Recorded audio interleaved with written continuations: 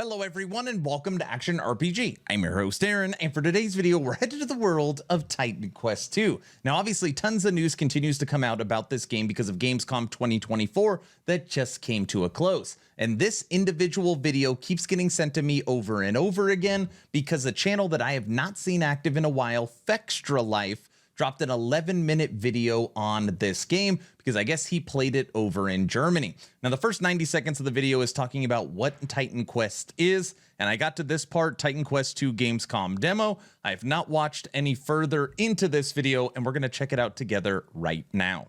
The gameplay you're seeing here, I'm playing Warfare Storm. That is the only combination that was available during the brief demo that I played, which is about 30 minutes long. So I wasn't able to pick and really take a look at what was available in there. And if you look at these skill trees or masteries in the gameplay, you'll see that they're not even close to being complete compared to the previous game. There's just enough there for you really to kind of get a feel for how the game plays. And if you look at my gameplay, you'll notice immediately that Ice Shards is a returning skill from the previous game. This is a very, very popular one, and I expect there to be...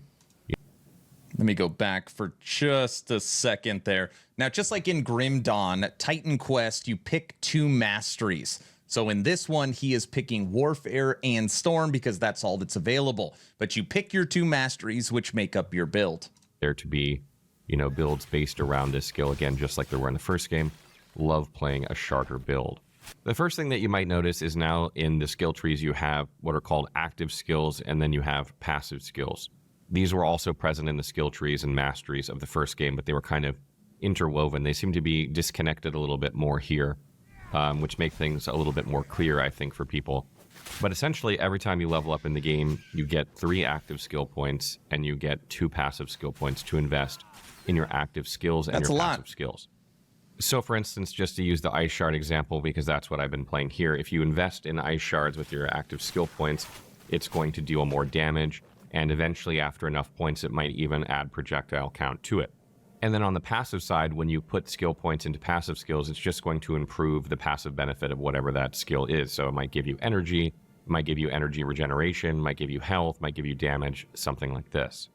But something that's new in Titan Quest II is that as you invest more and more points into an active or a passive skill, you'll actually unlock these little shield slots below it that allow you to drop further passive modifiers into them that changes the properties of that skill. Kind of reminds me a little bit of Diablo 3 in the sense that you had these things that could completely change the way a skill performs, or perhaps it just slightly modify it by adding damage or maybe added status ailment buildup.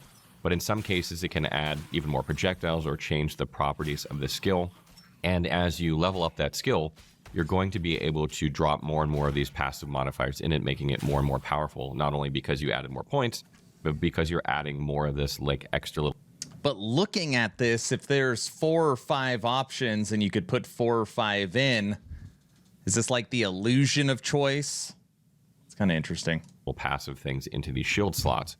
And if you look, you'll notice that not each passive is valued the same. They have a number of shield slots that they fill. So part of... Oh, that makes sense. You can't use all of them. You can only select a few. I get it. Titan Quest II's builds is going to be figuring out which passives to take and what's the most meta way to do that, essentially.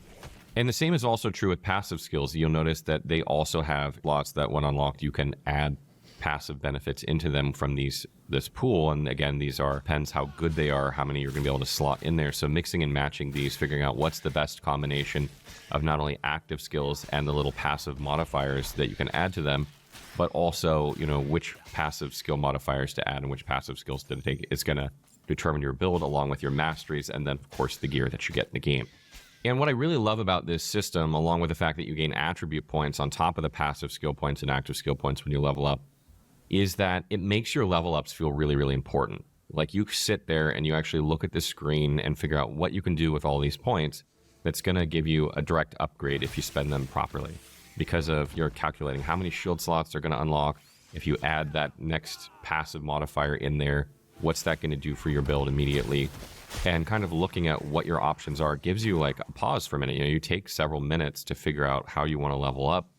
And I feel like that is really special about Titan Quest II, and early leveling in a lot of ARPGs is underwhelming. You get a skill point or some attribute points, and true. You don't really have to think too much about it. You already know where your next skill point is more or less going to go, and you level up, and then you're right back to it. But in Titan Quest 2, you actually get to spend some time thinking about it, and I feel like it makes the leveling experience of Titan Quest 2 more enjoyable, and I really enjoyed leveling a character in Titan Quest 1 for similar reasons, but I think it's even more improved in Titan Quest 2.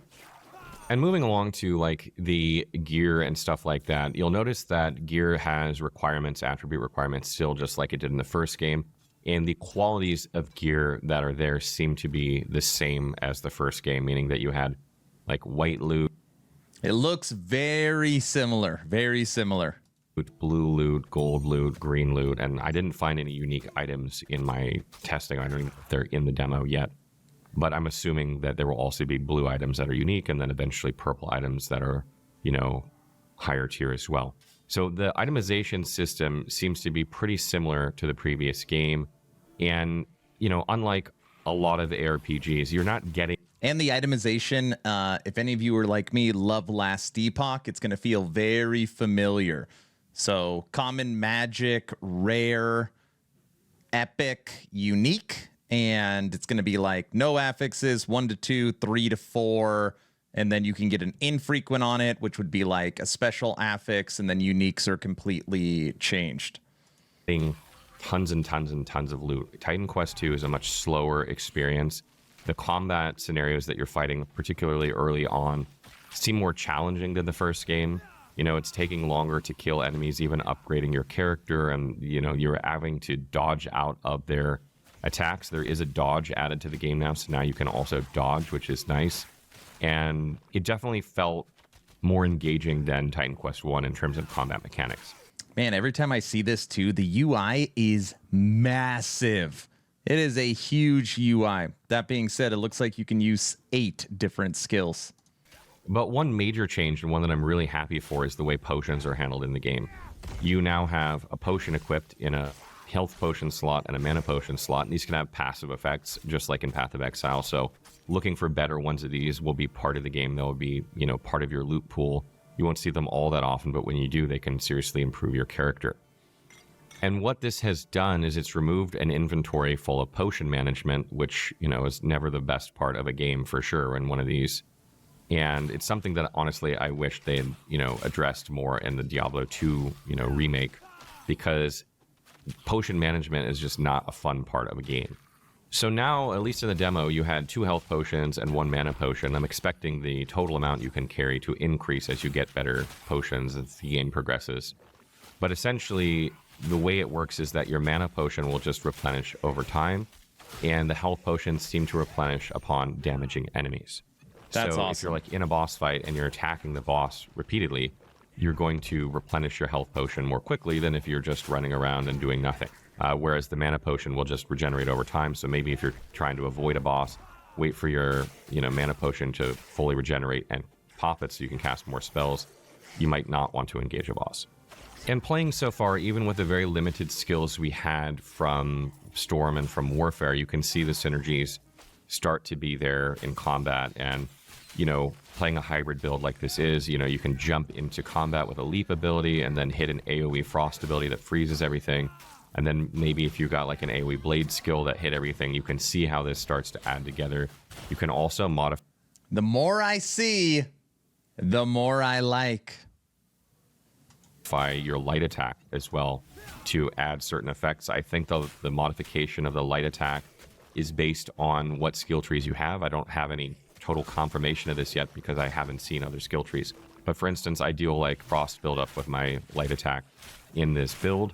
So you're going to be able to, and there's even one that, you know, a passive modifier that makes it so you add more projectiles if you do a ranged attack. So if you equip a bow and you're attacking, you fire more projectiles. So there are things that can modify your attacks, even on your light attack with this system, and you can even upgrade your light attack. And level design wise, so far it reminds me very much of Titan Quest in terms of its aesthetics and its design. There does seem to be more verticality. You're going up and down ladders and up and down a bit more. So THQ came out and said that there's going to be a lot of hidden areas. So you really want to explore where it's not open world where you can go everywhere, but there is going to be paths left and right, and you do need to look around. I wonder if there was any of that in this demo. More than the first game. So that's kind of nice to see, you know, a bit more verticality in terms of utilizing the three-dimensional space of the game. We'll have to see how that is. But in the areas that I saw so far, they're beautiful, they're vibrant. I really enjoy, again, the background setting of the game, and I think they managed to capture this so far. So overall, Titan Quest II has got me really excited. It seems to have managed so far to capture the things that made Titan Quest great and improve things that were kind of a nuisance in the game. I think that's awesome. And honestly, Titan Quest II is probably one of my favorite games I saw at Gamescom this year. Really, really excited for this game. From my understanding, I think there is going to be some sort of early access later this year, maybe. I didn't hear an exact date or anything like that, but I don't think it's going to be too much longer until we can get our hands on this game and play a lot more. I'm really, really excited for that. If you guys love build making like I do, Titan Quest has such a huge variety of builds because of the combinations of masteries and the skills inside those masteries. And I think that's what really drew me to the game back then, on top of all the environments and things like that. So stay tuned for more Titan Quest II content. We're definitely going to be keeping a close eye on this game. And I want to know what you guys think, though. What do you make of the gameplay? This is obviously a very early demo of the game. It's not really flashy. I don't have a ton of skills or abilities yet. It's definitely a very early part of the game. Things are a bit slow, which I kind of like. But what do you guys think? Do you like what you see so far? Did you play Titan Quest 1? How do you think it compares to Titan Quest 2 based on what you see now and the information that you've been getting? Let me know in the comments below.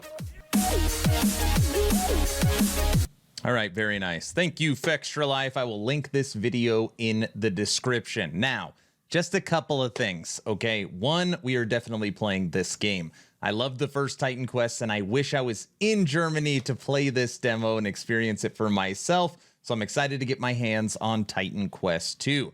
Now, there has been some information that has come out. One, THQ has said that early access is coming winter 2024-2025, which basically means probably December, January, February. That's kind of the window we are in for early access. There's also something else that has been seen, and this has been floating around the internet. Yes, your eyes do not lie. This says $70 for early access. 70. I do not like that. Maybe if it was a full released game and great review, I don't know. $70 definitely feels extremely steep for the title. But nevertheless, I am very excited to get my hands on it. Again, Fextra Life, thanks for making this video, and I want to know everyone's opinion. I was a downer on the worldwide gameplay reveal, but seeing everything out of Germany, it has flipped my opinion, and I am now excited for Titan Quest 2. So let me know your thoughts in the comment section below. Please like, share, and subscribe if you think I've earned it. Patreon movie night is coming up on Tuesday. We're going to watch Bill and Ted's Bogus Journey, and make sure you join the Discord. We do a game giveaway every 2 weeks. Next game is Last Epoch. Hopefully you were entertained or at least learned something. Aaron, out.